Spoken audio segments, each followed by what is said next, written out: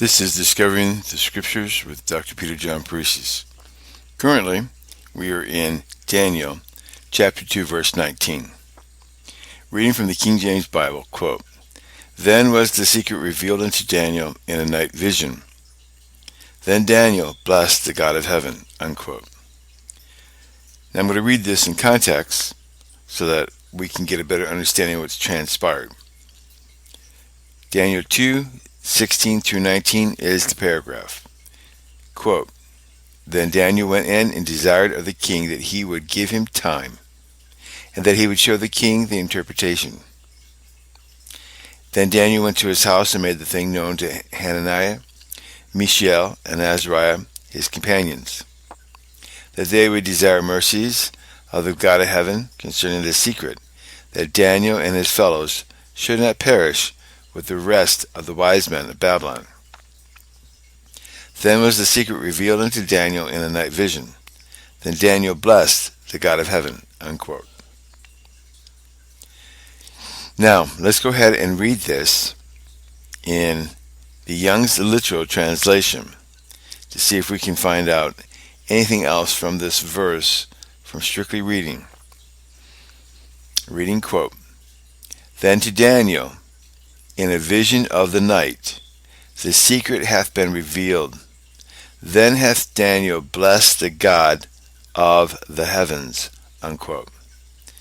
Now let's go ahead and take a look at this in the International Bible and see what we can get from that. Now remember, this is just a direct translation, not regarding English sentence structure. Quote, "Blessed Daniel, then was revealed secret thee, a night, in which, in vision, to Daniel, then, of heaven thee, God." So we have basically the same thing going on. I'm going to go ahead and read this one more time for you. I'm going to read it from the English Standard Version this time. Quote, "Then the mystery was revealed to Daniel in a vision of the night. Then Daniel bless the God of heaven." Now, unquote. Now you want to see that here in the King James Bible, it's the God of heaven. English Standard Version, God of heaven. Young's Literal Translation, God of the heavens. And in the direct Interlinear Bible, it is of heaven. So it's singular. So let's take a look and see what we got going on here. Find out what the differences is here. Now, looking at the word used, when we look at the Strong's Concordance on this particular word, there are three words that can be used to translate it: sky, heaven, or heavens in the plural sense. So is any of them wrong? Not really. Let's go ahead and parse out this verse and find out what we can discover from it. Now remember, Daniel in this part of his book is writing in the court language, the Aramaic. He's not writing in Hebrew. So let's parse this out. Then was the secret. Now let's take a look and see. This Aramaic word for was the secret was only used one time by Daniel. Revealed. So it's continuing. Was the secret revealed? We're going to parse out revealed. It's a PL stem.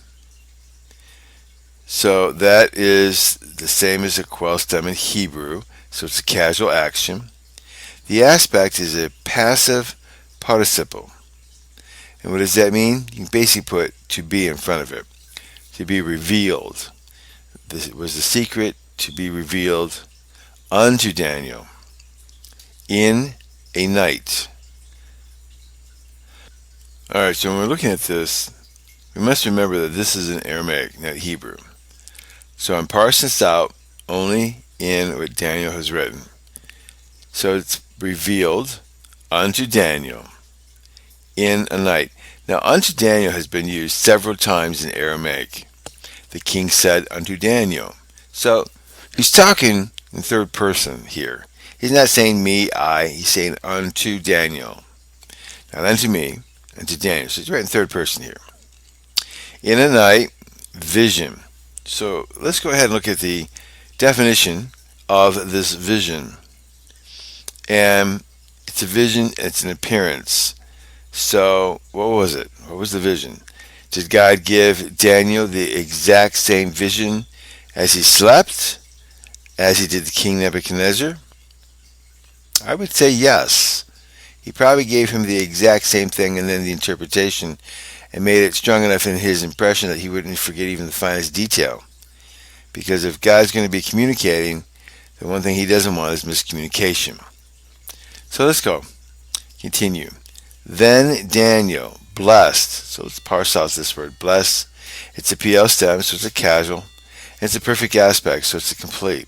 So he blessed, as though this is something he does all the time. It's casual. He blessed the God of heaven. The same phrase, the God of heaven, that was used by Abraham in Genesis 24. So we have this tying together as we had previously. There's a lot of tying together in this chapter. A lot of similarities between Joseph and Daniel. And now Daniel's quoting phrases that was common to him, things that were used by Abraham. It seems to be very comforting here that he's pointing out some things. Now, as we go along, I want you to remember, and I will try my best to remind you, that this is Daniel talking. When he says God of heaven, he means the God of heaven, the God that knows everything, the God that deals with us. Now, when this is used by others, we have to remember that there is a worldview that could be different. We'll have to explore that as we go along. Let's see what John Gill has to say. Quote, "Then was the secret revealed unto Daniel in a night vision. That is, after Daniel and his companions had importunately sought the Lord by prayer, the secret of the king's dream and the interpretation of it were made known to Daniel and to him only. He being the person designed in providence to be raised to great honor and dignity by means of it. This was done either the same night or the night following, as some think, in a dream, and that he dreamed the same dream Nebuchadnezzar did, which he remembered, though the king fought it, or however the same image was represented to him, whether sleeping or waking, and the meaning of it given him. Then Daniel blessed the God of heaven, gave thanks to him that he had heard his prayer, and indulged him in his request, which thanksgiving, blessing, or praise is expressed in the following words." Unquote. Now, remember, Daniel is not in Jerusalem. He is not near the temple of God. He is outside of the temple of God, where a lot of the Jews did not believe that God would answer prayers outside of those that were prayed in the temple or in Jerusalem or in Israel. He's outside of this, and yet he sought the mercies of God, him and his companions, in prayer, still humbling themselves, still asking for help, and God answered. There is no pit so deep that God cannot reach in and hear your prayers and answer those that he desires to be answered.